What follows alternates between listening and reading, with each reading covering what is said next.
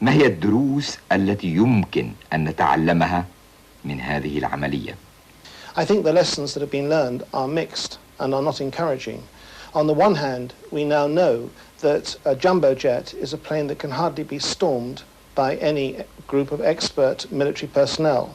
In fact, one has to negotiate. We also know that negotiations, if carried out in an objective and calm fashion, ultimately can achieve an objective. But we also know that hijackers have become far more skilled than they were in the past, and that therefore they're in a far better position to exploit whatever weakness there may be in airline security or in the attitudes of states towards the issues of hijacks in the future. I regret to say that I think more hijackings are almost inevitable, and the reason for this is not simply because groups exist who are prepared to carry them out. It's also because there are many problems inside the Middle East and elsewhere that receive no real attention from world leaders, and insofar as the only response to hijacks and other incidents of this kind is symptomatic, then fundamentally the problems still remain, and eventually those concerned are bound to turn to more violent methods to make their point felt. I believe that most major airports in the world are fully aware of the need for checking passengers and their luggage with care as passengers pass through the system toward the aeroplane. Most airports have the equipment that's necessary, and even though they make mistakes, they also know what training is necessary. A huge problem still exists, though, with the people and the equipment on what is known as the air side of the airport, simply the side where the airport workers work, where the aeroplanes are, where mechanics work, where caterers deliver to aeroplanes, where all the direct feed of services to the aeroplanes take place. There are huge numbers of workers here. The pure physical expanse of airport that has to be covered by security is a major problem simply in its vastness.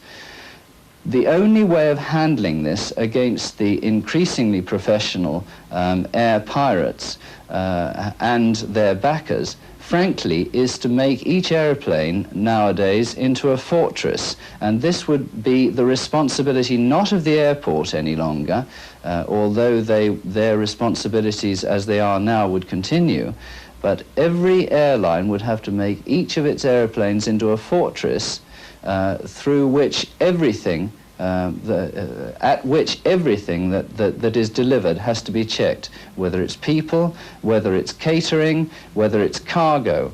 All of these things must be checked by the airline employees as they approach the aircraft. I don't think you should ever give in to terrorists, because I think it just encourages more terrorist attacks. I think security should be a lot more stringent at customs and departure lounges. I think it's quite lax. I think obviously there's a leak, otherwise they won't be able to get the weapons on the plane. I think that leak should be plugged. وبعد مشاهدي الأعزاء، هذا قليل من كثير وبعض من الآراء التي تسمع في أنحاء العالم في هذه الأيام في الكويت وعنها.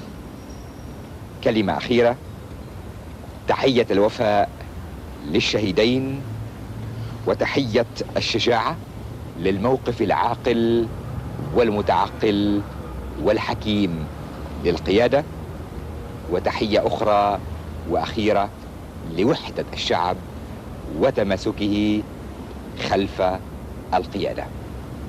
وإلى اللقاء. Baskets of carnation petals, bouquets and garlands. The ruler, the Emir of Kuwait, leading the enormous official welcoming party swarming across the tarmac to greet the returning passengers and crew.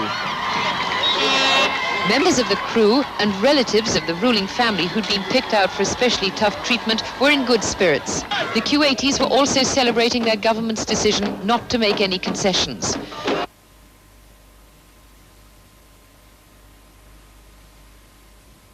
All right, Charlie's trying to pull steam up. Goes in. Oh, over! He went over! He threw him right out of the ring. Doesn't count. Like we said, forget about that disqualification.